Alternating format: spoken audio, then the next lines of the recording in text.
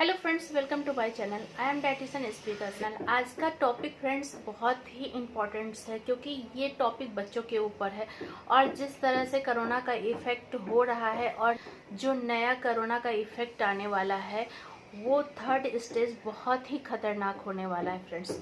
तो इसके बारे में मैं बताऊंगी और बच्चों को मेन रूप से किस तरह से स्ट्रांग होना है, इसके लिए यहाँ पे बच्चों को किस तरह से तैयार करना है, ये चीज़ आपको मैं आज बताऊंगी। तो ये वीडियो लास्ट तक आप जरूर देखिए। और जैसे कि हम लोग सब जान रहे हैं कि कोरोना का जो थर्ड स्टेज आने वाला है वो बहुत ही खतरनाक होगा और बच्चों को ज़्यादा इफेक्ट होने वाला है क्योंकि बच्चों का वैक्सीन अभी तक इंडिया में नहीं आया है और अगले कुछ दिनों तक ये आने वाला भी नहीं है। तो हमें अपने बच्चों को खुद ही स्ट्रॉन्ग बनाना पड़ेगा इस वायरस से लड़ने के लिए कि वो बच्चा किस तरह से इस वायरस को अंदर से फाइट करे। तो इसके लिए हमें उसका न्यूट्रिशन का ध्यान रखना बहुत ज़्यादा ज़रूरी अब हो गया है।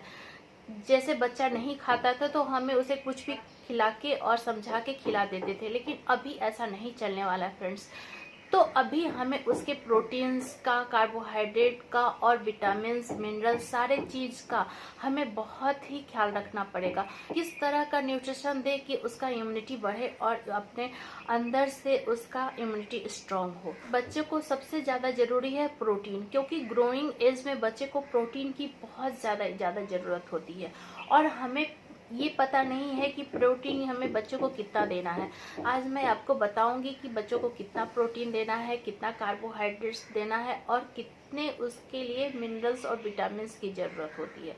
तो सबसे पहला चीज़ है उसके हाइट और वेट। बच्चा हमारा घर पे है और हम उसे देख रहे हैं वो बच्चा कितना वेट का है और कितना हाइट का है। तो सभी पेरेंट्स के पास वेइंग मशीन नहीं होगा और सभी बच्चे का वेट लेना भी संभव नहीं अभी इस समय हो सकता है। आप एज तो बच्चे का जान रहे हैं, तो मैं आज आपको एज के हिसाब से कितना ग्राम प्रोटीन आप उसे देंगे वो मैं बताऊंगी। बच्चा अगर आपका फीडिंग में है, मतलब बहुत छोटा है, 6 मंथ का है, तो उसे तो ब्रेस्ट फीडिंग से ही उसे पूरी तरह से प्रोटीन मिल जाती है। लेकिन बच्चा 6 मंथ से जब आगे जाता है तो उसे बाहर का न्यूट्रिशन देना स्टार्ट करते हैं और बाहर के न्यूट्रिशन में उसका प्रोटीन लेवल हम बढ़ाने लगते हैं। धीरे धीरे से रिलैक्स देते हैं, दाल का पानी देते हैं, नारियल का पानी देते हैं। इस तरह से बच्चे का प्रोटीन लेवल हमें मेंटेन रहता है। लेकिन जब बच्चा अपने से खाना स्टार्ट कर देता है, जैसे कि उसे 2 से 3 साल का बच्चा जब होता है तो उसे जब हम बाहर से खाना देते हैं तो उसका टेस्ट डेवलप होता है। टेस्ट डेवलप होने पे वो बच्चा अपने टेस्ट के हिसाब से खाता है, लेकिन हमें उसके टेस्ट को ध्यान में रखते हुए उसका न्यूट्रिशन बढ़ाना चाहिए है। माएँ ही इसका ध्यान रखें कि हमारा बच्चा किस तरह का न्यूट्रिशन दे कि उसका इम्यूनिटी बढ़े और उसमें अधिक से अधिक प्रोटीन हो।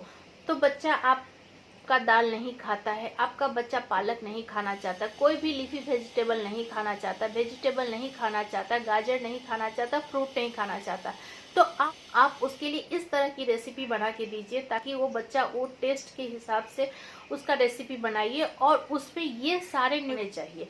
ये चीज़ का आप ध्यान रखना पड़ेगा क्योंकि आपका बच्चा टेस्ट के हिसाब से खाएगा। आपका बच्चा ये नहीं जानता है कि हमें कोरोना से बचना है और हमें ये चीज़ खाना है। तो आप उसकी भोजन में आप जो भी उसके लिए प्रिपेयर करते हैं उसमें आपका न्यूट्रिशन को मेजर करके ही रखना पड़ेगा कि आपने उसमें प्रोटीन डाला कि नहीं, आपने उसमें कार्बोहाइड्रेट का सही क्वांटिटी डाला कि नहीं, आप खाने में विटामिन जा रहे हैं कि नहीं, उसमें मिनरल्स हैं कि नहीं। ये सारे चीज़ का ध्यान रखना बहुत ज़्यादा ज़रूरी है क्योंकि बच्चा दाल नहीं खाता है तो आप अगर उस चपाती खाता है तो आप उसके दाल जो भी एक क्वांटिटी उसकी दाल की है उससे उसके आटे को बनाइए और उससे उसकी चपाती बनाइए या पराठा बनाइए। बच्चा अगर ग्रीन वेजिटेबल नहीं खाता है तो ग्रीन वेजिटेबल को बॉईल करके मिक्स करके उसमें आटे में डाल के उसकी चपाती बना के दीजिए या पराठा बना के दीजिए।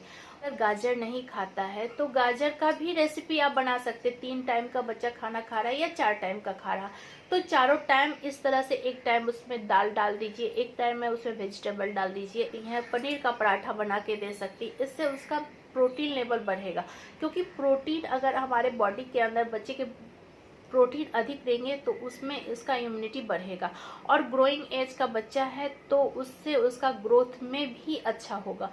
तो प्रोटीन का ध्यान रखना सबसे ज़्यादा ज़रूरी है फ्रेंड्स। तो अगर आपका बच्चा 4 से 8 साल का है तो 18 ग्राम्स आप प्रोटीन दीजिए। का है 9 to 13 एज का है तो 34 ग्राम्स प्रोटीन दीजिए। अच्छा 14 से 18 साल का है तो 52 ग्राम्स दीजिए। अगर आपकी लड़की है, अगर 14 से 18 साल की लड़की है तो उसे 46 ग्राम दीजिए।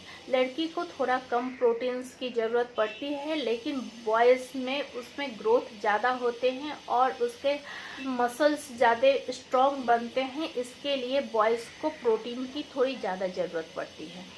तो इस तरह से जिस तरह से मैं बताई हूँ उतने ग्राम्स आप प्रोटीन तो माप नहीं कर सकते हैं, लेकिन आप एक चार्ट बना लीजिए फ्रेंड्स कि हमें दाल में देना है, दूध में देना है, या हमें नॉन वेजिटेरियन है तो नॉन वेजिटेरियन के द्वारा अच्छे सोर्स मिल सकते हैं उसे।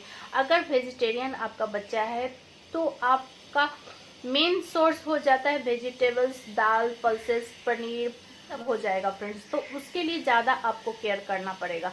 तो इस तरह से आप उसे मैनेज करके उसके पराठे में, उसके चावल में, अगर खिचड़ी खाता है तो खिचड़ी बना के दे सकते हैं, या पनीर पराठा दे सकते हैं, या सोया के आटे को लेके उसकी चपाती डाल के, या फिर मिक्स ग्रेन्स आप यूज कर सकते हैं, उससे भी प्रोटीन बढ़ जाएगा। आप सिंपल आटा मत यूज कीजिए, उसके लिए आप मल्टीग्रेन्स आटा यूज कीजिए। उसमें बेसन मिला लीजिए, उसमें ज्वारी का आटा मिला लीजिए, उसमें नाचनी का आटा मिला के मिक्स आटे की चपाती बना के दीजिए या पराठा बना के दीजिए।